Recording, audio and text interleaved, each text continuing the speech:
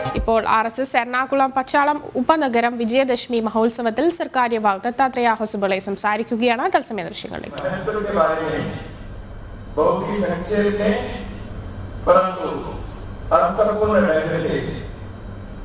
आज के ये उपयुक्त संदेश भी आपने दिया। विजयदशमी के इस आगोश पर, इस उत्सव पर आपका यह संदेश हम सब के लिए उत्साह प्रेरणा देने वाला है। ഇന്നത്തെ നമ്മുടെ മാന്യ അധ്യക്ഷൻ ശ്രീ ബെഞ്ചമിൻ കൊച്ചിസ സംഘത്തിന്റെ പ്രവർത്തനത്തെക്കുറിച്ചും അദ്ദേഹത്തിന്റെ അഭിപ്രായം ഇവിടെ വ്യക്തമാക്കി. സംഘത്തിൽ നിന്ന് എന്താണ് പ്രതീക്ഷിക്കുന്നതെന്നും അദ്ദേഹം നമുക്ക് മുന്നിൽ പറഞ്ഞു. ആ കാര്യത്തിൽ സംഘം അദ്ദേഹത്തോട് നന്ദി പ്രകാശിപ്പിക്കുകയാണ്. അദ്ദേഹം പറഞ്ഞ കാര്യങ്ങൾ പൂർണ്ണമായിട്ടും നടപ്പാക്കാൻ വേണ്ടിയുള്ള ഒരു പ്രയത്നം സംഘത്തിന്റെ ഭാഗത്തു നിന്നുണ്ടാകുമെന്നുള്ള വാക്ക് തരുന്നു.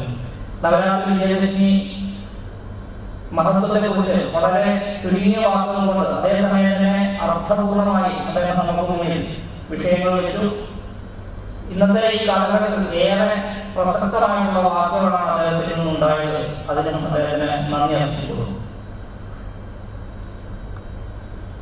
I think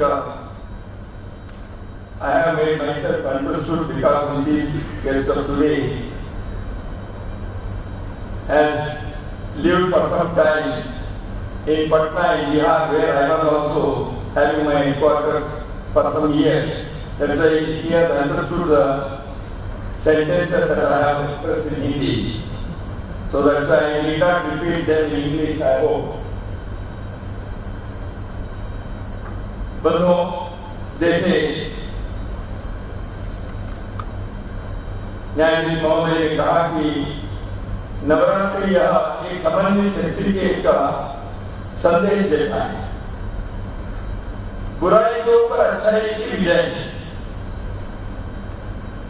अधर्म को नाश करते हुए धर्म की जीत कराने के, धर्म की स्थापना कराने की एक महान प्रयास जो हुआ उसका यह संदेश देता है। हम सब जानते हैं, जैसे आपने कहा,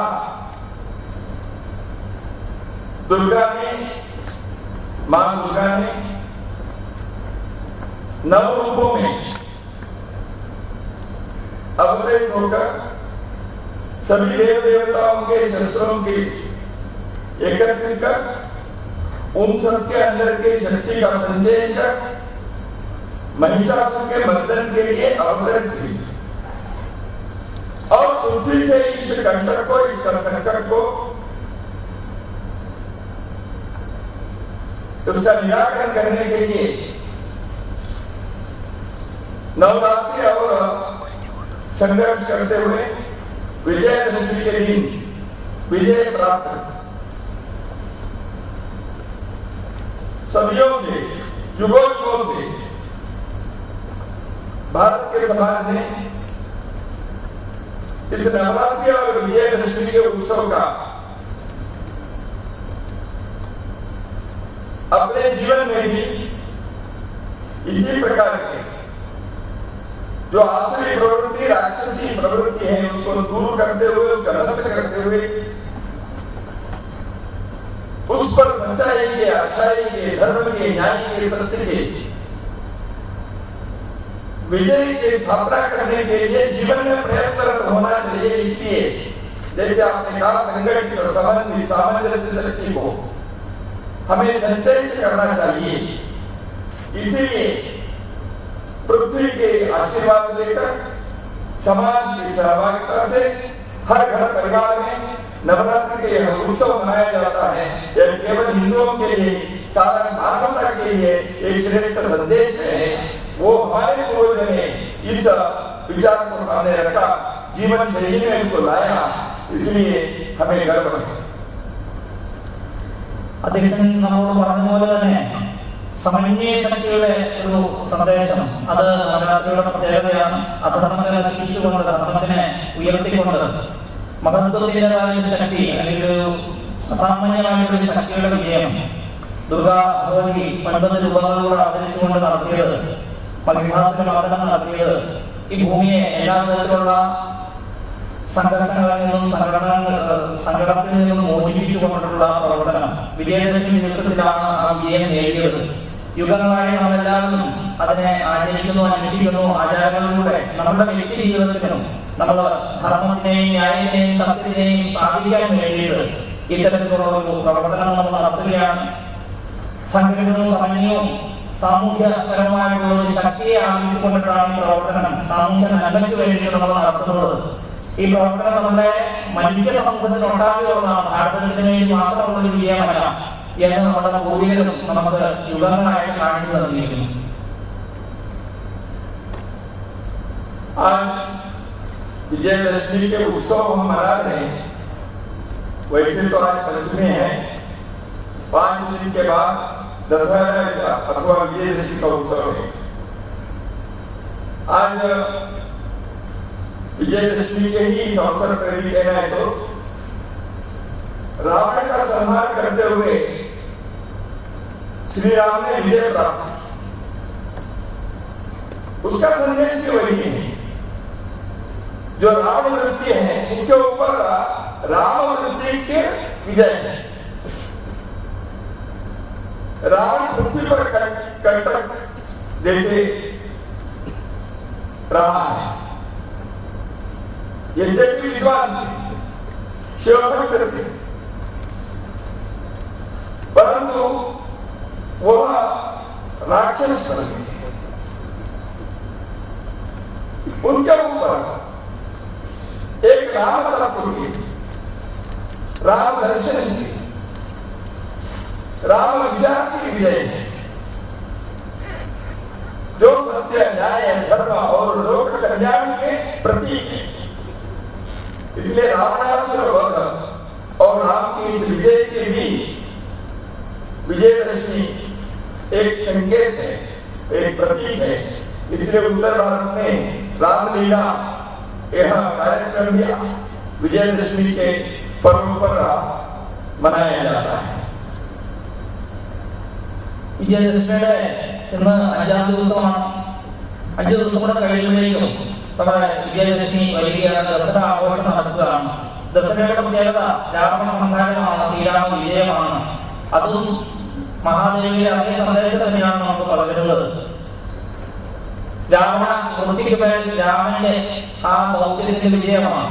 രാവണ ഒരു പുള്ളായിരുന്നു ഭൂമിക്ക് മേൽ, എങ്കിൽ ശിവഭക്തനായിരുന്നു, വിദ്വാനായിരുന്നു. അവരുടെ സ്വഭാവം രാക്ഷസന്റേതായിരുന്നു, രാക്ഷസീയമായ പ്രവൃത്തിയായിരുന്നു.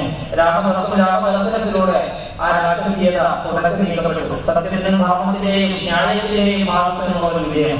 ആ വിജയത്തിന് ഇന്ന് നമ്മളെല്ലാവരും ആഘോഷിക്കുന്നു. വിജയദശമി ദിവസം ഉത്തര ഭാരതത്തിൽ വിശേഷിച്ചും രാമലീല പരിപാടികളിലൂടെ, ദസറ ആഘോഷത്തിലൂടെ ആ കാര്യക്രമം നടക്കാൻ പോവുകയാണ്. हम सभी संघ के स्वयंसेवक के लिए विजयदशमी का एक महत्व है।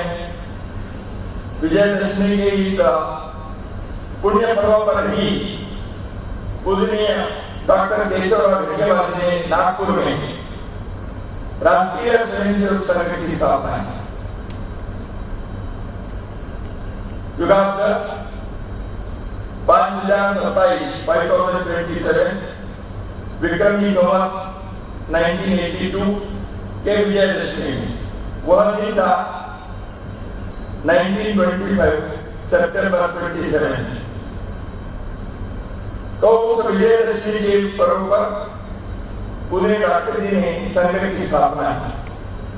वैसे डॉक्टर जी के जीवन में विजयदशमी के एक और एक अवसर भी आता है। संघ स्थापना से पहले अंग्रेजों के इस स्वतंत्रता के लिए, अंग्रेजों से स्वतंत्र भारत को स्वतंत्र करने के लिए जो लड़ाई की, उसमें डॉक्टर जी सहभागी हुए थे। बहुत सारे आंदोलन के कार्यक्रमों में उन्होंने भाग लिया। उन्होंने इस बात पर विदर्भ प्रांत में विजयदशमी के दिन एक भाषण दिया था। उस भाषण के कारण उनको उस समय के अंग्रेज सरकार ने उनको गिरफ्तार किया था, अरेस्ट किया था। वह भाषण था कि उन्होंने रावण को अंग्रेजों के साथ तुलना की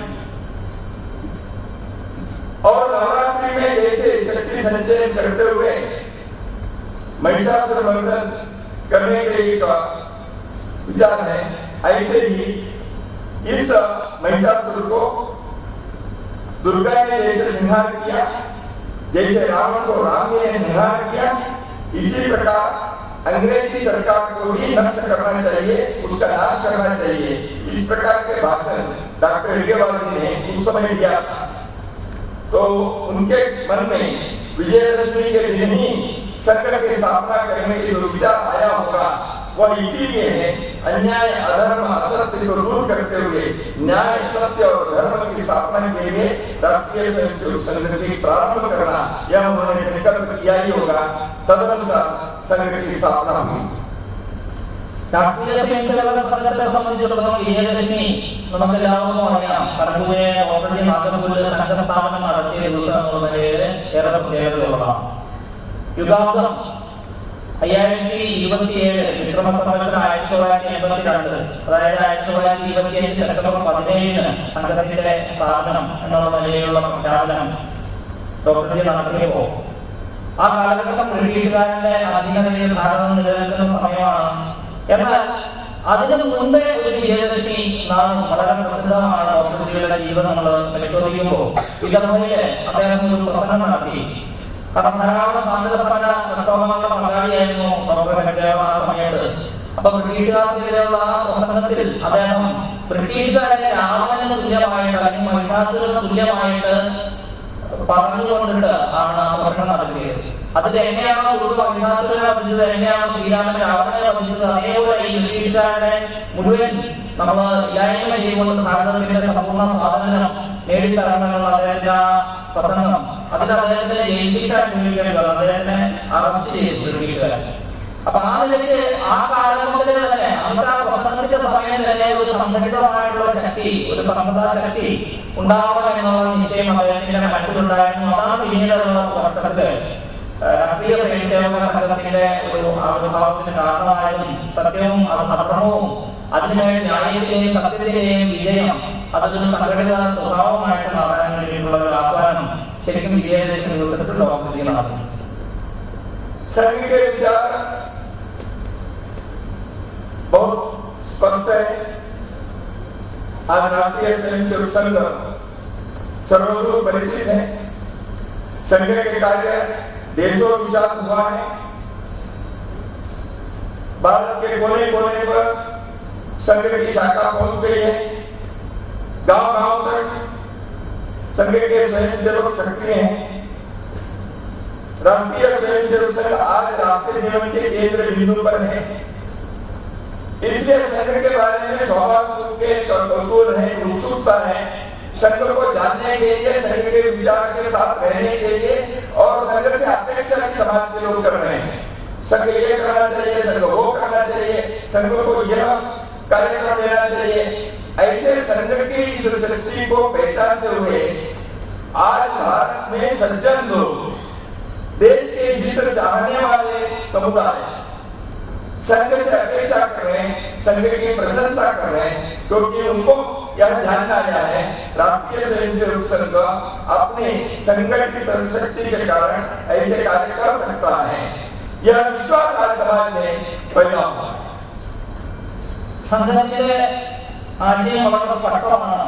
ഇന്ന് സംഘത്തെ എല്ലാവർക്കും അറിയാം. ലോകം മുഴുവനുള്ള സംഘത്തിന്റെ പ്രവർത്തന രീതികളെല്ലാം തന്നെ എല്ലാവർക്കും മനസ്സിലായിരിക്കുന്നു. അതുകൊണ്ട് തന്നെ സംഘപ്രവർത്തകരുടെ പ്രവർത്തനം വളരെ വിശാലമായ എല്ലാ ഗ്രാമങ്ങളിലും സംഘം എത്തിയിരിക്കുന്നു. സമൂഹത്തിന്റെ ഇടയിലും സംഘപ്രവർത്തനം വളരെയധികം ശ്രദ്ധിക്കപ്പെട്ടുകൊണ്ടിരിക്കുന്നു.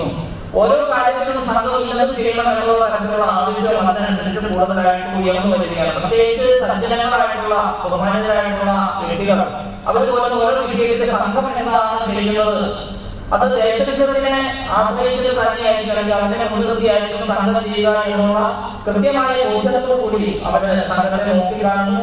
സംഘത്തിന്റെ സംഘടിതമായ ഒരു പ്രവർത്തനത്തിലൂടെ ഏത് കാര്യവും വിജയിപ്പിക്കും എന്നുള്ള ഒരു ചിന്തയാണ് എല്ലാവരുടെ മനസ്സിലുള്ളത്. संघ के विचार स्पष्ट है। जैसे मैंने कहा, प्रत्येक व्यक्ति अपने जीवन में स्वयं को विकसित करते हुए देश, समाज, धर्म, मानवता के लिए कार्य करने के लिए योग्य बने। सही मार्ग पर चले, जीवन को शुद्ध और स्वच्छ रखे, इसको हम व्यक्ति निर्माण करेंगे। संघ के स्वयंसेवक निर्माण करने की ये जो प्रक्रिया है, यह व्यक्ति निर्माण। संघ के दूसरा आयाम है, वह है समाज का संगठन। एक संगठित समाज करने से ही हम किसी भी प्रकार के आंतरिक और बाहर के चुनौतियों को, दुर्बलता को, कमजोरियों को या किसी प्रकार के संकट को दूर कर सकते हैं। संगठन में शक्ति है, इसलिए समाज संगठित होना चाहिए। जैसे अभी आज के अतिथि महोदय ने कहा, एक समन्वित संचयित शक्ति के कारण ही हम किसी भी प्रकार के चुनौती को स्वीकार करते हुए उसको नष्ट कर सकते हैं, उस पर जीत प्राप्त करते हैं। इसलिए संघ के विचार स्पष्ट है, एक है व्यक्ति निर्माण, दूसरा है समाज का संगठन। तो इस पथ पर संघ की साधना पिछले 96 ईयर से चलता है। സംഘത്തിന്റെ പ്രവർത്തനത്തില് വ്യക്തി എന്ന് പറയുന്നത് മുഖ്യമായിട്ടുള്ള ഒരു കാര്യമാണ്.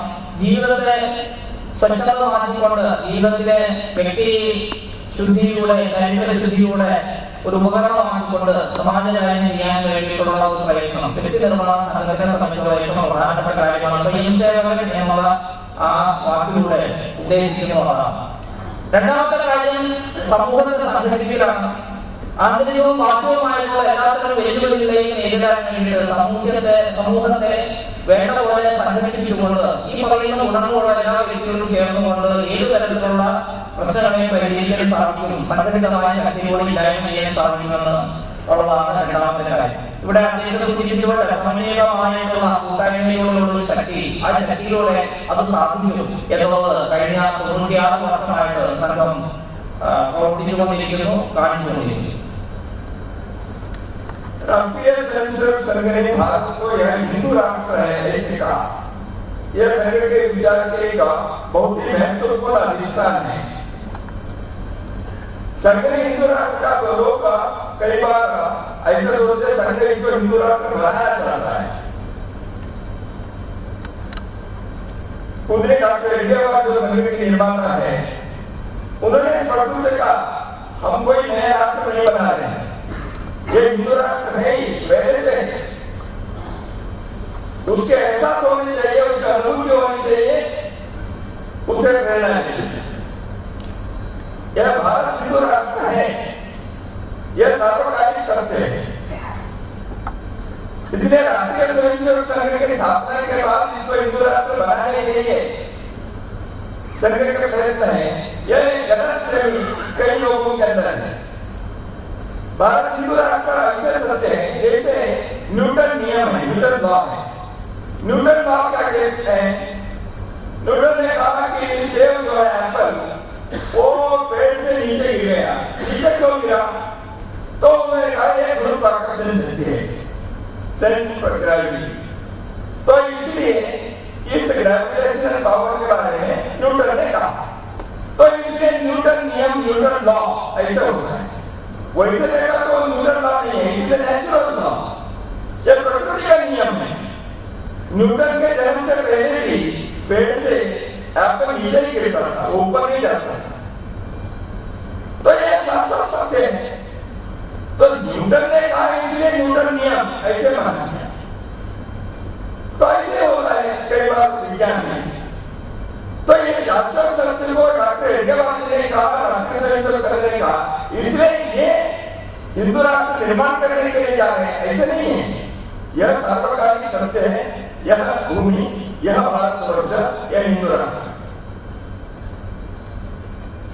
രാഷ്ട്രീയ സ്വയംസേവക സംഘം ഹിന്ദു രാഷ്ട്രം എന്നുള്ള പദം അത് ആശയത്തെ ഏറ്റവും അടിസ്ഥാനപരമായിട്ടുള്ള സത്തയായിട്ട് കൊണ്ടു നടക്കുകയാണ്.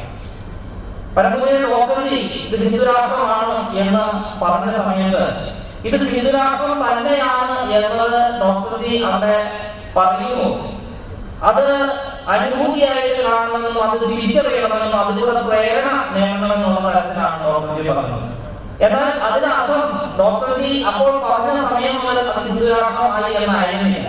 മറിച്ച് ഡോക്ടർ ജി വളരെ വിശദമായിട്ട് പറഞ്ഞു, ഇത് ഹിന്ദുരാഷ്ട്രമാണ്, ചിരപുരാതന കാലം മുതലേ ഹിന്ദുരാഷ്ട്രമാണ്, ഇപ്പോഴും അതേ ഭാവിയിലും അങ്ങനെ തന്നെ ആയിരിക്കും എന്നുള്ളത് പറഞ്ഞത്.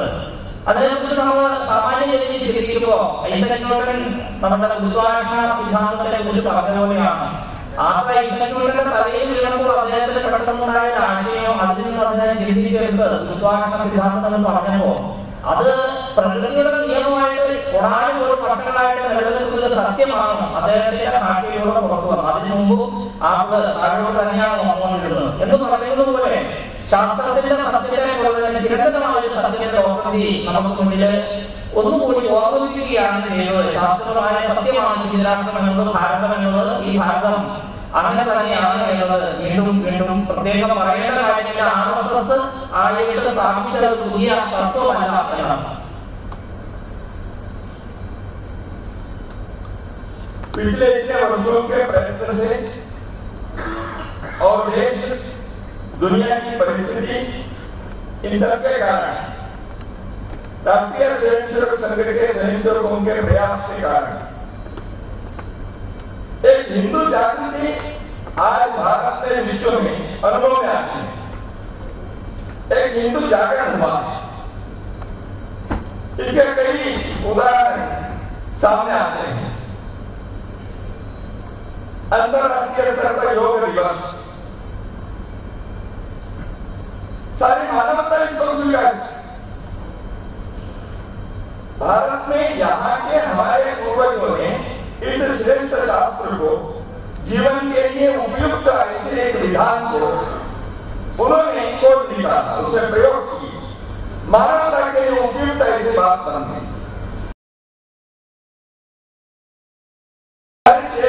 जीवन के आरोग्य शास्त्र को, जीवन शास्त्र को, जीवन जीने के तरीके को आयुर्वेद के द्वारा उन्होंने विकसित किया। आज विश्व में योग के संदर्भ में, आयुर्वेद के संदर्भ में एक आकर्षण है, उसको स्वीकार देता है। हिंदू जीवन शैली यह आज विश्व में लोकप्रिय होते जा रहा है। तो ऐसे हिंदुओं के विचार के संदर्भ में बहुत सारे बातें कह सकते हैं। ഇന്ന് നിരവധി വർഷങ്ങളായിട്ട് നമ്മുടെ സ്വയംസേവകരുടെ പ്രവർത്തനം കൊണ്ട് ഹൈന്ദവ ജാഗരണം ഉണർവുണ്ടായിരിക്കുന്നു. ഇത് ഭാരതം മുഴുവനും മാത്രമല്ല, ലോകം മുഴുവൻ ഇത് ദർശിക്കാൻ സാധിക്കും. അന്താരാഷ്ട്ര യോഗ ദിനം ഇന്ന് ലോകം മുഴുവൻ സ്വീകരിച്ചു കഴിഞ്ഞു. നമ്മുടെ പൂർവികർ ആയിട്ട് നമുക്ക് ലോകത്തിന് സമ്മാനിച്ചിട്ടുള്ള യോഗ അത് ഇന്ന് ലോകം മുഴുവൻ അതിൻ്റെതായ രീതിയിൽ ചെയ്തുകൊണ്ടിരിക്കുന്നു. ആയുർവേദത്തിനും അതേപോലെ തന്നെയുള്ള വലിയ സ്വീകാര്യത വന്നിരിക്കുന്നു. ഇന്ന് ലോകം മുഴുവൻ ആയുർവേദത്തെയും യോഗയെയും അതേപോലെ എല്ലാവരും സ്വീകരിക്കുന്നു. ഹൈന്ദവ ജീവിത ശൈലിയാണ് ഇതിലൂടെ ലോകം മുഴുവൻ സാക്ഷീകരിച്ചിരിക്കുന്നത്. हिंदू समाज के अंदर की जागृति देखिए, हम सब जानते हैं अयोध्या में अब श्री राम जन्मभूमि पर एक भव्य मंदिर निर्माण का कार्य प्रारंभ हो गया है। राष्ट्रीय अस्मिता के, राष्ट्रीय पुनरुत्थान के, राष्ट्रीय पुनरोदय के ऐसे का भव्य क्षण आ गया। इसके पीछे हिंदू समाज ने जागृत होकर पिछले इतने वर्षों से एक देशव्यापी अभियान किया, आंदोलन किया। उस जागृति के कारण आज यह संभव हो है। कुछ वर्ष पूर्व राम सेतु के संदर्भ में एक आंदोलन हुआ। कुछ वर्ष पूर्व अमरनाथ आंदोलन हुआ जम्मू कश्मीर में। अमरनाथ यात्रियों के लिए जो जमीन दिए थे उसको वहां के तत्कालीन सरकार ने वापस दे दिया। हिंदुओं के इस यात्रा की सुविधा के लिए जो बनाए थे वो जब सरकार ने वापस दिया, लाखों लोग सड़कों पर उतरे, आंदोलन हुआ। एक अद्भुत जनजागृति। उस जनजागृति के सामने सरकार झुककर अमरनाथ के उस भूमि को, जमीन को वापस लौटा दिया। यानी हिंदू जागृत होने से कैसे एक आत्मविश्वास से आगे बढ़ने से किस प्रकार हिंदू समाज के सपने, हिंदू समाज की आकांक्षाएं पूर्ण होने तरफ जाते हैं, ऐसे कई उदाहरण भी हम बता सकते हैं। അയോധ്യയിലെ ശ്രീരാമക്ഷേത്ര മന്ദിരത്തിന്റെ നിർമ്മാണം ഇപ്പോൾ നടന്നുകൊണ്ടിരിക്കുന്നു. നമുക്ക് എല്ലാവർക്കും അറിയാം. രാഷ്ട്രത്തിന്റെ മുഴുവൻ ഒരു വലിയ സന്ദേശം ആ ക്ഷേത്ര നിർമ്മിതിയിലൂടെ നടത്തുകയാണ്. രാജ്യം മുഴുവൻ നടന്നിട്ടുള്ള വിവിധ ഘട്ടങ്ങളിലെ ശ്രീരാമ ക്ഷേത്ര നിർമ്മാണത്തിന് വേണ്ടിയുള്ള പ്രക്ഷോഭങ്ങളൊക്കെ നമ്മുടെ മുന്നിലുള്ളത്. അതേപോലെ തന്നെയുള്ള ഒരു പ്രക്ഷോഭമാണ് അമർനാഥ് തീർത്ഥാടനവുമായിട്ട് ബന്ധപ്പെട്ട് നടക്കുന്നത് നമുക്കറിയാം. ആ സമയത്ത് പരിചയം സർക്കാരിന്റെ ഭാഗത്തുനിന്നുണ്ടായിരുന്ന ചില കടമ്പിടുത്തങ്ങളും നിയന്ത്രണങ്ങളും ഹൈന്ദവ സമൂഹത്തിന് അങ്ങോട്ട് കയറാൻ പറ്റാത്തൊരവസ്ഥ വരികയും ലക്ഷക്കണക്കിന് ആളുകൾ റോഡിൽ ഇറങ്ങിക്കൊണ്ട് നടത്തിയ പ്രക്ഷോഭം അതിനെ തുടർന്ന് വീണ്ടും ആ ക്ഷേത്രത്തിന്റെ തടസ്സങ്ങളെല്ലാം മാറുകയും അപ്പൊ ഇത്തരത്തില് ഈ രണ്ട് സന്ദർഭങ്ങളിലൂടെ വലിയ തരത്തിലുള്ള ജനമുന്നേറ്റം ധാർമ്മികമായിട്ടുള്ള കാര്യങ്ങൾക്ക് വേണ്ടിയുള്ള ജനമുന്നേറ്റം നമ്മുടെ നാട്ടിൽ നടക്കുന്നതായിട്ട് നമുക്ക് മനസ്സിലാവും. कुछ वर्ष पूर्व लोग हिंदू कहलाने में संकोच करते थे, सार्वजनिक रूप से हिंदू विचार को नहीं लाना क्योंकि यह सेकुलरिज्म के विरुद्ध है। आज स्थिति क्या है? बुद्धिजीवी, लेखक, साहित्यकार, राजनीति क्षेत्र के पॉलिटिकल लीडर सभी कहना चाहते हैं हम हिंदू हैं। कौन कहता है हम हिंदू नहीं है? हाँ, आरएसएस के जो हिंदुत्व है वो थोड़ा भिन्न है, हम सही हिंदू के हैं। तो आरएसएस के हिंदुत्व जो है वो थोड़ा गलत है, तो हम हिंदू हैं ये सिद्ध करने के लिए सभी लोग आगे बढ़ रहे हैं। तो पहले हिंदू कहना ही गलत ऐसा सोचने वाले लोगों को अब लग रहा है हम ही हिंदू हैं, आप ठीक हिंदू नहीं है। तो ये परिवर्तन कैसे हुआ? इसलिए हुआ क्योंकि हिंदू जागृति के यह जो गर्मी है वो सर्वदूर पहुंच गई। ഇന്ന് ഹിന്ദു എന്ന് പറയാൻ വേണ്ടിയിട്ട് മത്സരിക്കുന്ന ഒരു കാഴ്ച നമ്മുടെ സമൂഹം മുഴുവൻ കാണാൻ സാധിക്കും. കാരണം മുമ്പ് ഹിന്ദു എന്ന് പറഞ്ഞു കഴിഞ്ഞാൽ അത് എല്ലാവർക്കും ഒരു വിഷമമായിരുന്നു, അത് മതേതരത്വത്തിനെതിരാണ് എന്നുള്ള ഒരു സ്ഥിതിയായിരുന്നു. പക്ഷേ ഇന്ന് സ്ഥിതി മാറി ബുദ്ധിജീവികളും രാഷ്ട്രീയക്കാരും മറ്റ് സംസ്കാരിക രംഗത്തുള്ള എല്ലാവരും ഹിന്ദു എന്ന് പറയാൻ വേണ്ടിയിട്ട് മത്സരിക്കുകയാണ്. പക്ഷേ ഇവിടെ വ്യത്യാസമുള്ള കൂട്ടത്തിൽ പറയുന്നത് ആർഎസ്എസ് പറയുന്ന ഹിന്ദുത്വമല്ല ഞങ്ങളുടെ ഹിന്ദുത്വം, പക്ഷേ ഞങ്ങളെല്ലാവരും ഹിന്ദുക്കളാണ്. ഇതാണ് ഉണ്ടായിട്ടുള്ള പ്രകടമായിട്ടുള്ള ഒരു മാറ്റം. ഇത് ഹിന്ദു സമൂഹത്തിലെ ഒരു സമയത്ത് ഹിന്ദു എന്ന് പറയുന്നത് തെറ്റാണെന്ന് പറഞ്ഞ അതേ സമൂഹം തന്നെ ഇന്ന് ഞങ്ങളാണ് ഹിന്ദുക്കൾ എന്ന് പറയാൻ മത്സരിക്കുന്നു എന്നത് അതൊരു വലിയ പരിവർത്തനമാണ്. ഈ തരത്തിലൊരു ചൂട് ഹിന്ദുത്വം എന്ന് പറയുന്നത് നെഞ്ചിലേറ്റാൻ വേണ്ടിയിട്ടുള്ള ഒരു പരിശ്രമം ഇത് മൊത്തത്തിൽ നടക്കുന്ന ഒരു മാറ്റത്തിന്റെ ഭാഗമായിട്ട് നമുക്ക് കാണാൻ സാധിക്കും. यही कारण है कि पिछले 10 वर्षों में हम ये देखें हिंदुत्व, हिंदुइज्म, आरएसएस, राष्ट्रीय स्वयंसेवक संघ, भारत, इन सारे विषयों के बारे में सैकड़ों पुस्तक ग्रंथ इंग्लिश में भारत की विभिन्न भाषाओं में मार्केट में आ गए। इतने पुस्तक प्रकाशित हुए हिंदुत्व पर, संघ पर। ये सब संघ के कार्यकर्ता स्वयंसेवक ने केवल नहीं किए, इसी केरल के त्रिवेंद्रम के सांसद से लेकर बहुत सारे लोगों ने हिंदू विचार के संदर्भ में ग्रंथ लिखे, पुस्तक लिखे, अंतरराष्ट्रीय स्तर पर बोल रहे हैं। हिंदुत्व के यह जो विचार है यह सर्वदूर अपने प्रभाव डाल रहा है, वो यही एक संकेत है। तो इसलिए भी आप देखेंगे किसी भी पुस्तक में नए पुस्तक जहाँ आते हैं वहाँ हिंदुत्व के बारे में, आरएसएस के बारे में हर महीने कोई नई पुस्तक लिखती है। तो इतने लोगों के इस विषय पर विचार रखने के एक मानसिक परिवर्तन हो गया है। കഴിഞ്ഞ 10 വർഷമായി നമ്മൾ ശ്രദ്ധിച്ചു കഴിഞ്ഞാൽ ഹിന്ദുത്വം, ഹിന്ദുയിസം തുടങ്ങിയുള്ള വിഷയങ്ങളെ കുറിച്ചിട്ട് ഇറങ്ങിയിട്ടുള്ള പുസ്തകങ്ങളുടെ ഒരു വലിയ പ്രളയം നമുക്ക് കാണാൻ സാധിക്കും. അതിൽ ആർഎസ്എസിനെ കുറിച്ചിട്ട്, ഭാരതത്തെ കുറിച്ചിട്ട് എല്ലാം തന്നെ പ്രതിപാദിക്കുന്ന പുസ്തകങ്ങളാണ്. ഏറ്റവും വലിയ പ്രത്യേകത ഇതൊന്നും സംഘവുമായിട്ട് ബന്ധപ്പെട്ട ആരും എഴുതുന്നതല്ല എന്നതാണ്. സംഘത്തിന് പുറത്തുള്ളവർ എഴുതുന്നു, ഇംഗ്ലീഷിലും ഹിന്ദിയിലും മറ്റു ഭാഷകളിലൊക്കെ നൂറുകണക്കിന് പുസ്തകം. തിരുവനന്തപുരത്ത് നിയമസഭയിലെ അടക്കമുള്ള എംഎൽഎമാർ അടക്കമുള്ളവരെല്ലാവരും പലരും അത്തരം പുസ്തകങ്ങളെ കുറിച്ച് ചർച്ച ചെയ്യുന്നു, പുസ്തകങ്ങളെ കുറിച്ച് എഴുതുന്നു, സെമിനാറുകൾ സംസാരിക്കുന്നു.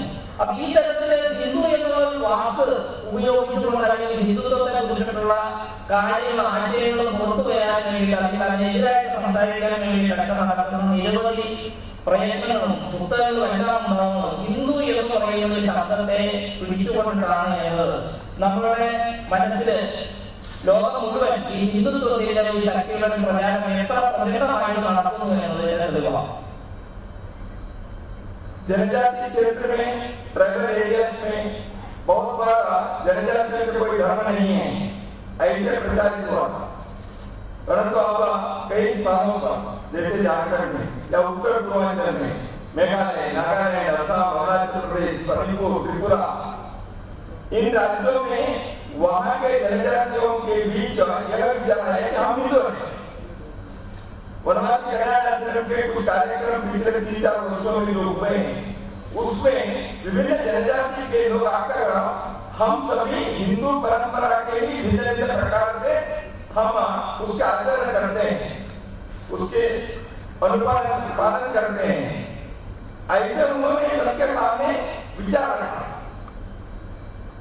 इसलिए एक वैचारिक दृष्टि से, ऐतिहासिक इतिहास की दृष्टि से तो एक गलत विचार चल रहा था। जनजाति लोग, ट्राइबल लोग यह हिंदू नहीं है, उसके उत्तर देने वाले उसी जनजातियों से, ट्राइबल के समूह से बहुत सारे लोग खड़े होकर उच्च कंठ से बोल रहे हैं हम हिंदू हैं। ഗോത്ര സമൂഹത്തിന്റെ വനവാസി മേഖലയിലാണ് പിന്നീടുണ്ടായിട്ടുള്ള മാറ്റം നമുക്ക് ശ്രദ്ധിക്കാൻ സാധിക്കുന്നത്. മുമ്പ് മതം അവർക്കിടയിൽ ഒരു മതമില്ലായിരുന്നു എന്നത് വളരെ വ്യാപകമായിട്ട് ജനിച്ചിരുന്നതാണ്. ജാർഖണ്ഡിൽ ഉത്തര അഞ്ചലെടുത്തു കഴിഞ്ഞാൽ, നാഗാലാൻഡ്, മണിപ്പൂർ, ത്രിപുര പോലെയുള്ള സ്ഥലങ്ങൾ എടുത്തു കഴിഞ്ഞാൽ എല്ലായിടത്തും ഈ വനവാസി സമൂഹത്തിനെ വേറിട്ട് കാണാൻ വേണ്ടി വലിയ പരിശ്രമം നടന്നിട്ടുണ്ട്. പക്ഷേ എന്നാൽ ഇന്ന് എല്ലായിടത്തും ഹിന്ദു എന്ന് പറയുന്നതിന്, അല്ലെങ്കിൽ ഹിന്ദു ഹൈന്ദവ ധർമ്മത്തിന്റെ ആചാരങ്ങളുടെ അനുഷ്ഠാനങ്ങളുടെ അതിവിപുലമായിട്ടുള്ള ഒരു മുന്നേറ്റം കാണാൻ സാധിക്കും. വനവാസി കല്യാണാശ്രമം, വനവാസി വികാസ കേന്ദ്രത്തിന്റെ പ്രവർത്തനത്തിലൂടെ ഇന്ന് ഗോത്ര സമൂഹത്തിന്റെ ഇടയിൽ വനവാസി മേഖലകളിലെല്ലാം തന്നെ ഈ ആചരണങ്ങൾക്ക് വളരെ വലിയ ശക്തി ഉണ്ടായിരിക്കുന്നു. നേരത്തെ ഉണ്ടായിരുന്ന തെറ്റായിട്ടുള്ള ഒരു ചിന്ത, ഹിന്ദുക്കളല്ല എന്നുള്ളൊരു ചിന്ത, മതമില്ലായ്മ എന്നുള്ള ചിന്ത വളരെ മാറിക്കൊണ്ട് എല്ലാവരും നെഞ്ചുയർത്തിക്കൊണ്ട് ഞങ്ങൾ ഹിന്ദുക്കളാണ്, വിവിധ ധർമ്മത്തിലൂടെ വിവിധ രീതികളിലാണ് ആരാധനകൾ നടക്കുന്നുണ്ടെങ്കിലും ഹൈന്ദവ ധർമ്മത്തിന്റെ ഭാഗമാണ് ഞങ്ങൾ, ഞങ്ങളുടെ പൂർവികരും എന്നുള്ള ശക്തമായ ചിന്ത അവരുടെ മനസ്സിൽ വന്നു കഴിഞ്ഞു. अभी अमेरिका में एक कार्यक्रम का आयोजन किया था सितंबर महीने में।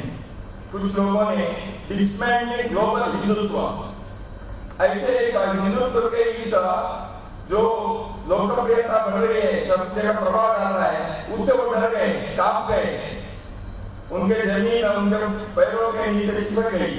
तो इसलिए उनको लगा कैसे तो इसको रोकना चाहिए। तो इसलिए उस विचार से कुछ लोगों ने डिसमेंटलिंग ग्लोबल हिंदुत्व ऐसे करके ये वैश्विक हिंदुत्व को समाप्त करना चाहिए, ऐसे एक अंतरराष्ट्रीय सेमिनार की आयोजन किया। इसमें केवल राष्ट्रीय स्वयंसेवक संघ के स्वयंसेवक नहीं है, बाकी लोग भी इसका जबरदस्त विरोध किए। कई लोगों ने विश्वविद्यालय को, जिनके नाम लेकर उन्होंने स्पॉन्सरशिप पैसे कहा था, उन विश्वविद्यालय को, अमेरिका के विश्वविद्यालय को पत्र लिखा, आपने ऐसे हिंदुत्व को समाप्त करने वाले विषय के बारे में प्रयोजन किया है क्या, स्पॉन्सरशिप किया है क्या, आप कैसे कर सकते हैं? इतने करोड़ों लोग हिंदू हैं, हम सब गर्व से हिंदू कहते हैं। इस प्रकार के विचार विश्वविद्यालय के लोगों ने नहीं, हमने प्रयोजन नहीं किया, स्पॉन्सरशिप नहीं किया, ये गलत हमारे नाम का उपयोग किया, ऐसे कहा। सोशल मीडिया में, मेनस्ट्रीम मीडिया में, दुनिया भर में इस कार्यक्रम के विरोध अद्भुत ढंग से हो गया। अंततः वो कार्यक्रम जो हुआ फीका हो गया और उन्होंने कहा आरएसएस के लोग सर्वोच्च हो गए हैं, इसलिए इस कार्यक्रम को हम अच्छे ढंग से नहीं कर पाए। ऐसे उन्होंने अपनी विफलता को, अपने हाथ को लगभग मान लिया। അമേരിക്കയിൽ ഇടയ്ക്ക് നടന്ന ഒരു വലിയ ചലനം ഡിസ്മാന്റിലിംഗ് ഗ്ലോബൽ ഹിന്ദുയിസം എന്നുള്ള പേരിൽ ഹിന്ദുത്വത്തെ വേരോടെ ഈ ഭൂമിയിൽ നിന്ന് തന്നെ ഇല്ലാതാക്കണമെന്നുള്ള തരത്തിലുള്ള വലിയ സെമിനാറുകൾ നടത്താനായിട്ടുള്ള തീരുമാനമായിരുന്നു. അതിനുവേണ്ടി വലിയ സർവകലാശാലകൾ, വലിയ മറ്റ് വിദ്യാഭ്യാസ സ്ഥാപനങ്ങളെ, വികസനന്മാരെയൊക്കെ ചേർത്തുള്ള ഒരു പരിപാടിയാണ് അവർ പദ്ധതി ആസൂത്രണം ചെയ്തിരുന്നത്. നിരവധി സ്പോൺസർഷിപ്പ് അതിനുവേണ്ടി ലഭിക്കുകയും ചെയ്തു. പക്ഷേ സംഘത്തിന്റെ പ്രവർത്തകർക്ക് പുറമെയുള്ള ലക്ഷക്കണക്കിന് വിദ്വാൻമാരായിട്ടുള്ള, പണ്ഡിതന്മാരായിട്ടുള്ള പ്രമുഖ വ്യക്തികൾ എല്ലാവരും കൂടെ ചേർന്നിട്ടാണ് അത് ചെയ്തിട്ടുള്ളത്. ഹിന്ദുത്വം എന്ന് പറയുന്നത് ലോകം മുഴുവൻ ആചരിക്കുന്ന സവിശേഷമായ ജീവിത ശൈലിയാണെന്ന് പറഞ്ഞുകൊണ്ട് അവർ സർവകലാശാലകൾ കത്തെഴുതി നിരവധി പേരെ നേരിട്ട് കണ്ടു. ഒരു കാരണവശാലും ഇത്തരത്തിലുള്ള പ്രവർത്തനങ്ങളെ പ്രോത്സാഹിപ്പിക്കരുത്, സെമിനാറുകൾ നടത്തരുത് എന്ന് പറഞ്ഞ് ആ പരിപാടി വളരെ ദുർബലമായി പോയി എന്ന് മാത്രമല്ല, അവസാനം അവർ പറഞ്ഞത് RSSന്റെ നെറ്റ്വർക്ക് സംഘത്തിന്റെ പ്രവർത്തനത്തിന്റെ ഒരു വിശാലത കൊണ്ട് അവരായിട്ട് ഈ പരിപാടിയെ പീഡിപ്പിച്ചു എന്നുള്ള തരത്തിലാണ് പിന്നീട് പ്രസ്താവന ഇറക്കിയത്. അത് സോഷ്യൽ മീഡിയയിലൂടെ, മുഖ്യധാര മാധ്യമങ്ങളിലൂടെ ഒക്കെ തന്നെ അത്തരത്തിലുള്ള ഒരു പ്രചരണം അവർ നടത്തിക്കൊണ്ട് അവർ തലയിൽ വീഴുകയായിരുന്നു. हिंदुत्व के विचार के बारे में इतना कहना पर्याप्त होगा। संघ ने समाज के संगठन और व्यक्ति निर्माण के विचार किया, उस पर कार्य किया, करते रहा है, आगे भी करेगा। अभी पिछले दिनों में हम देखते हैं विश्व भर में एक महामारी पैंडेमिक कोरोना और कोविड के एक संकट है। इस संकट में समाज ने कैसे एक संवेदनशीलता से संगठित ढंग से खड़े होकर केवल सरकार पर निर्भर नहीं, सरकार अपने काम करे, लेकिन समाज के लोगों ने कोरोना में बाधित ग्रस्त लोगों की सेवा करने के लिए जिस प्रकार आगे बढ़े, संघ के स्वयंसेवक तो हमेशा इस प्रकार के कार्य करते ही है, इस बार भी किए। संकट के काल में त्रस्त लोगों की सेवा, विभिन्न प्रकार की सेवा, उसके विस्तार में जाने के अभी समय नहीं है। कितने प्रकार की सेवा देश भर में की, केवल संघ के स्वयंसेवक नहीं। समाज में संवेदनशीलता, समाज में जागृति, समाज के संगठित रूप से इस प्रकार के संकट का सामना करने के लिए सामने आया। यही तो भारत में होना चाहिए। हम आत्मनिर्भर होकर, संगठित होकर किसी भी प्रकार के संकट को हम कैसे सामना कर सकते हैं, यह एक अद्भुत चित्र, एक तस्वीर सामने है। यही देखने को मिला इस संकट के काल में। ഈ കൊറോണ കാലം നമ്മളെല്ലാവരും അതിലൂടെ പോയിക്കൊണ്ടിരിക്കുകയാണ്. സംഘത്തിന്റെ പ്രവർത്തനത്തിലെ വ്യക്തി നിർമ്മാണ പ്രവർത്തനം സാമൂഹ്യ ജാഗരണ പ്രവർത്തനങ്ങളുടെ ചേർന്നതാണ് എന്ന് പറഞ്ഞു. സമൂഹം എങ്ങനെയാണ് മൊത്തത്തിൽ ഈ കൊറോണ കാലഘട്ടത്തിലെ ഈ പ്രവർത്തനത്തെ നേരിടുന്നത് എന്നത് ഒരു വലിയ മാതൃകയായിട്ട് ലോകത്തിന് മുമ്പിലുണ്ട്. സംഘസ്വേച്ഛയുടെ സ്വാഭാവികമായിട്ടുള്ള ആ പ്രവർത്തനത്തിന്റെ ഭാഗമാണ് നമുക്കറിയാം. പക്ഷേ മൊത്തം സമൂഹത്തിൽ ഒരു വലിയ ജാഗ്രത ഉണ്ടായി, സാന്ത്വനിപ്പിക്കാൻ വേണ്ടിയിട്ടുള്ള ഒരു പരിശ്രമം എല്ലാവരുടെ ഭാഗത്തു നിന്നും ഉണ്ടായി. അത് ലോകത്തിന് മുഴുവൻ മാതൃകയായിട്ട് ലോകത്തിലെ എല്ലാ രാജ്യങ്ങളിലും ആ പ്രവർത്തനം വളരെ വിശാലമായ തരത്തിൽ നടത്തുന്നത് നമുക്ക് കാണാം. ഇത് സാമൂഹികമായിട്ടുള്ള ഒരു അവബോധം, മറ്റുള്ളവരെ സഹായിക്കണം, സഹജീവികളെ സഹായിക്കണം, സാന്ത്വനിപ്പിക്കണം, സ്പർശമാക്കിക്കൊണ്ട് അവരെ സംരക്ഷിക്കണം എന്നുള്ള ഒരു ആത്മനിർഭരമായിട്ടുള്ള ഒരു പ്രവർത്തനം, അത് നമ്മുടെ ആത്മാനിലേക്ക് നമ്മൾ മുന്നോട്ട് വന്നു. സംഘടിത സമാജവും ആ നിലയ്ക്ക് മുന്നോട്ട് വന്നതായിട്ട് നമുക്ക് ഈ ഒരു അവസരത്തിൽ കാണാൻ സാധിക്കും. ऐसे संघ भावना, यह जो राष्ट्र की भावना है, राष्ट्र की अस्मिता है, यह सामान्य व्यक्तियों में जागृत रहने से कैसे इस प्रकार की अच्छी बातें होती है, ये हम देखते हैं। यदि वही राष्ट्र भावना, वही समाज की संवेदना, वही संगठित शक्ति यदि समाज में नहीं है तो क्या होता है उसके संदर्भ में आज के महोदय ने तालिबान का उदाहरण दिया। अफगानिस्तान में राष्ट्र भावना से, संगठित चिंता से वंचित होने के कारण आज अफगानिस्तान में क्या स्थिति आई है हम देख सकते हैं। तो इसलिए विश्व के इस प्रकार के उदाहरण को देखकर हमें अपने भारत राष्ट्र को कैसे संगठित और राष्ट्रीय अस्मिता के आधार पर खड़े करना, यह हमें बार-बार इस विचार को करते रहना चाहिए, तभी हम आगे बढ़ पाएंगे, विकसित होंगे।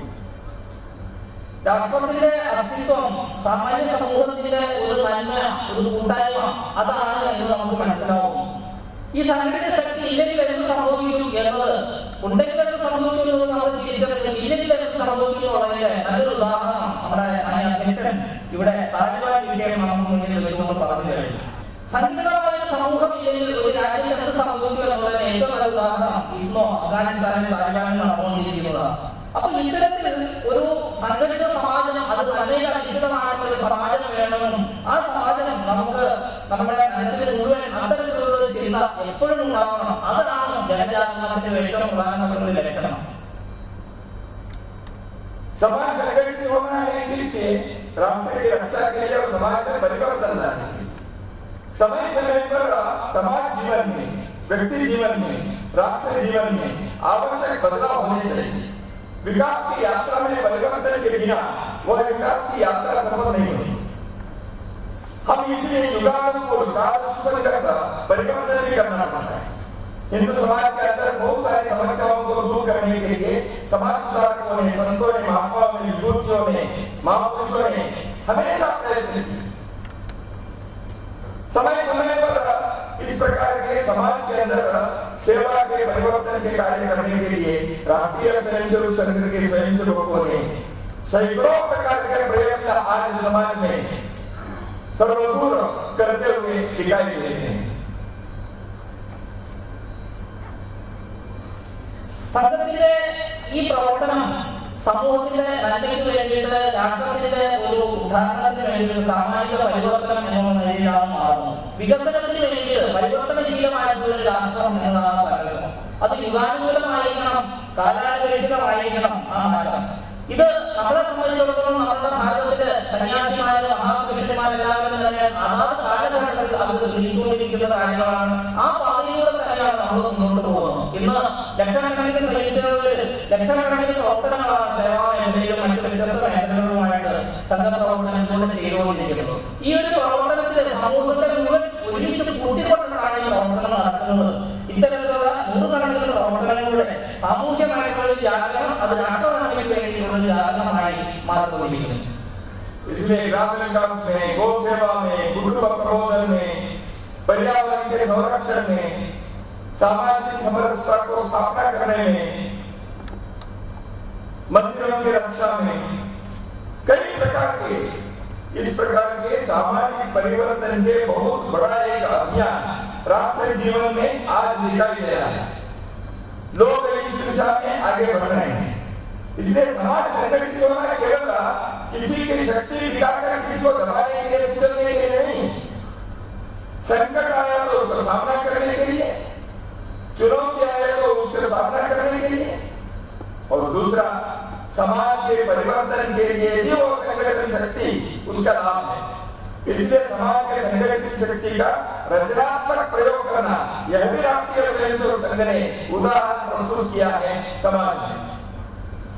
സമൂഹത്തിലെ രാഷ്ട്രീയ സ്വയംസേവക സംഘം നടത്തിക്കൊണ്ടിരിക്കുന്ന പ്രവർത്തനങ്ങൾ ഗ്രാമവികാസം, കുടുംബ പ്രബോധനം, പര്യാവരണ വിഷയങ്ങൾ, പരിസ്ഥിതി വിഷയങ്ങൾ, സാമൂഹിക സമരസത, ക്ഷേത്ര സംരക്ഷണങ്ങളുമായി ബന്ധപ്പെട്ട പ്രവർത്തനങ്ങൾ, ഈ എല്ലായിടത്തും നടക്കുന്നത് സാമൂഹ്യ പരിവർത്തനമാണ്. ജനങ്ങൾ മുഴുവൻ അതിനു വേണ്ടിയിട്ട് പ്രയത്നിക്കുന്നു. ജനങ്ങൾ മുഴുവൻ ഒന്നിച്ചു കൂടിയുള്ള അത്തരം പ്രവർത്തനങ്ങൾ നടക്കുന്നു. വിഷമങ്ങൾ വരുന്നു, വിഷമങ്ങളെ സഭയിൽ നേരിടുന്നു. വെല്ലുവിളികൾ വരുന്നു, വെല്ലുവിളികളെ സഭയിൽ നേരിടുന്നു. ഇതിലെല്ലാം നടക്കുന്നത് സാമൂഹ്യ പരിവർത്തനമാണ്. ഈ ഒരു പരിവർത്തനത്തിന് ഒരു ചാലക ശക്തിയായിട്ട് പ്രവർത്തിക്കുന്നു. സംഘടിതമായ ശക്തിയാണ്, രചനാത്മകമായ ഒരു പ്രവർത്തനമാണ് നടക്കുന്നത്. ഈ പ്രവർത്തനത്തിലൂടെ സംഘപ്രവർത്തനത്തിന്റെ വിവിധ ഘട്ടങ്ങളിലുള്ള വികാസങ്ങളിലൂടെ നമുക്ക് കാണാനായിട്ട് സാധിക്കും. इसलिए हिंदू समाज के सम्मुख का चुनौतियां आंतरिक और बाह्य आज भी है। अपनी सीमाओं की सुरक्षा करनी, अपने समाज की भी रक्षा करनी। मतांतरण की एक बहुत बड़ी चुनौती हिंदू समाज के सम्मुख है। हिंदुओं की संख्या भारत में बने रहना इस हिंदू राष्ट्र की पहचान जो है उसके लिए वो गारंटी है। यदि नहीं है, ये सारी अच्छी बातें एकदम नष्ट हो जाएंगे। इसलिए भारत को हिंदू राष्ट्र बनाए रखने के लिए जो आवश्यक है वह इस देश के हिंदू समाज की रक्षा है। इसलिए इस कार्य को भी उतने ही महत्व देकर आगे बढ़ना चाहिए। समाज के अंदर भेदभाव, अगड़ा पिछड़ा, छुआछूत, अस्पृश्यता, इस प्रकार की जो समस्या है उसको भी दूर करना चाहिए। इसलिए भारत की चुनौती, अंदर की कमजोरी, दोनों के संदर्भ में संगठित शक्ति से हमें इस प्रकार की चुनौती को स्वीकार करना आवश्यक है। ഹിന്ദു സമൂഹത്തിന്റെ മുന്നിൽ ഇന്നുള്ള വെല്ലുവിളി ഭാരതീയ രാഷ്ട്രങ്ങളിൽ നോക്കുമ്പോൾ ആന്തരികവും ബാഹ്യവുമായിട്ടുള്ള വെല്ലുവിളികൾ അവസാനിച്ചിട്ടില്ല. അതിർത്തി മേഖലയിലെ രാഷ്ട്ര സുരക്ഷാപരമായിട്ടുള്ള കാര്യങ്ങൾ നമുക്ക് മുന്നിലുണ്ട്. അതേസമയം തന്നെ മതപരിവർത്തനം എന്ന് പറയുന്നത് വളരെ ശക്തമായിട്ട് ഇന്നും നിലനിൽക്കുകയാണ്. ഹൈന്ദവ ജനസംഖ്യ അതിശക്തമായിട്ട് ഉയരണം എന്നുള്ള കാര്യത്തിൽ സംശയമില്ല. അത് ഭാരതത്തിന്റെ അസ്തിത്വത്തെ നിലനിർത്താനായിട്ട് വളരെ ആവശ്യമുള്ള ഒരു കാര്യമാണ്. ഹിന്ദു രാഷ്ട്രം എന്ന് പറയുന്നത് ഹിന്ദു സമൂഹത്തിന്റെ ജനസംഖ്യയെ നിർഭരമാക്കിക്കൊണ്ടിട്ടാണ് ഉണ്ടാവുന്നത്. ദേശത്തിലെ അതേസമയം തന്നെ സാമൂഹ്യമായിട്ടുള്ള ഉച്ചനീചതകൾ, മറ്റു പ്രശ്നങ്ങൾ, ജാതീയപരമായിട്ടുള്ള അലച്ചതകൾ, ഇതെല്ലാം മാറുമ്പോഴുള്ള ഒരു സാമൂഹിക രചനയിൽ ഉണ്ടാവണം. അപ്പൊ ഇത്തരത്തിലുള്ള ദൗർബല്യങ്ങൾ മാറുകയും ചെയ്യണം. അതേസമയം തന്നെ ആന്തരികമായും ബാഹ്യമായിട്ടുള്ള ഒരു സംരക്ഷണം അല്ലെങ്കിൽ ഒരു സുരക്ഷ അല്ലെങ്കിൽ ഒരു ഉറപ്പ് അത് ഉണ്ടാക്കിക്കൊണ്ട് വേണം ഈ പ്രവർത്തനം മുന്നോട്ട് പോകാൻ വേണ്ടിയിട്ട്. ഇതാണ് നമ്മുടെ മുന്നിലുള്ള രണ്ട് വെല്ലുവിളികളെ നമുക്ക് ഒരേ സമയം തന്നെ നേരിടേണ്ടതുണ്ട്. राष्ट्रीय स्वयंसेवक संघ अपने जीवन के 100 वर्ष के पूरा करने के प्रवेश द्वार पर आज खड़ा है। शताब्दी वर्ष अभी 2025 में आने वाला है। उससे पूर्व इस हिंदू जागृति के कार्य को हमें एक मंजिल पर पहुंचाना पड़ेगा। हिंदू समाज के संगठित शक्ति के विभिन्न रूपों में वह समाज के लिए एक सेवा के, संवेदना के, विकास के, सुधार के वह रूप धारण करने के लिए उसमें आगे बढ़ने के लिए हमें प्रयत्न करना चाहिए। हिंदू भाव को जागरूक रखना वह उतना ही आवश्यक है। एक कवि ने अपने हिंदू विचार के संदर्भ में संघ के गीत में लिखा है, हिंदू भाव को जब जब भूले आई विपद महान, भाई टूटे धरती खोई मिटे धर्म संस्थान। तो इस प्रकार से हिंदू भाव को भूलने से कई विपदाएं आई। हिंदू भाव को भूलने से भाई भाई आपस में लड़ रहे, जाति के नाम पर, पंथ के नाम पर, संप्रदाय के नाम पर, भाषा के नाम पर, क्योंकि हिंदू भाव नहीं है। जब वो नष्ट होता है भाई भाई आपस में लड़ते हैं। जमीन खोए हैं हम, भारत के भूमि को हम खोए हैं, मिटे धर्म संस्थान। इसलिए हिंदू भाव को जागरूक रखना यही आज की आवश्यकता भारतवर्ष के विकास के लिए, भारतवर्ष के वैभव के लिए आवश्यक है। 100 വർഷത്തെ രാഷ്ട്രീയ സ്വയംസേവക സംഘം കടക്കുകയാണ്. 2025 നമ്മുടെ ശതാബ്ദി വർഷമാണ്. ഹിന്ദു ജാഗരണ പ്രവർത്തനം വളരെ ശക്തമായിട്ട് മുന്നോട്ട് പോകുന്നത് തന്നെയാണ്. സംഘടിതമായിട്ടുള്ള ആ പ്രവർത്തനത്തിൽ സേവനവും, സാന്ത്വനവും, കാരുണ്യവും, മറ്റു പ്രവർത്തനങ്ങളും, ധാർമ്മികമായിട്ടുള്ള മുന്നേറ്റവും, ഉണർവും എല്ലാം തന്നെ അതിന്റെ ഭാഗമായിട്ട് വേണം.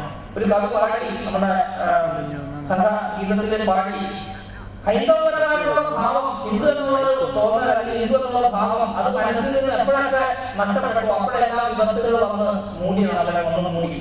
നമ്മൾ തമ്മിലടിച്ചു, സഹോദരൻ എന്നുള്ള ഭാവമില്ലാതെ ആ ഒരു തമ്മിലുള്ള ഭാവം നഷ്ടപ്പെട്ടുകൊണ്ട് നമ്മൾ തമ്മിലടിച്ചു, ജാതികൾ തമ്മിലടിച്ചു, ഭാഷകളുടെ മേലടിച്ചു, ഭൂമി നഷ്ടമായി. ഇങ്ങനെയൊക്കെ വന്ന സമയത്ത് നമുക്ക് എന്തുകൊണ്ട് സംഭവിച്ചു എന്ന് ചോദിച്ചാൽ ഹിന്ദു ഭാവം, ഹിന്ദു എന്നുള്ള ബോധം ഇല്ലായ്മ എപ്പോഴൊക്കെ വന്നു അപ്പോഴൊക്കെ സംഭവിച്ചു എന്നുള്ളതാണ്. അപ്പൊ അതിൽ നിന്നും ആണെങ്കിൽ ഹൈന്ദവ ധർമ്മം ഉയർന്നു വീണ്ടും ഉയർന്ന് എഴുന്നേൽക്കണം നമ്മുടെ മനസ്സിലാണ് ആ ജാഗ്രതാ ഭാവം ഉണ്ടാവുന്നത്, സമൂഹത്തിലാണ് ആ ബോധം ഉണ്ടാവുന്നത്.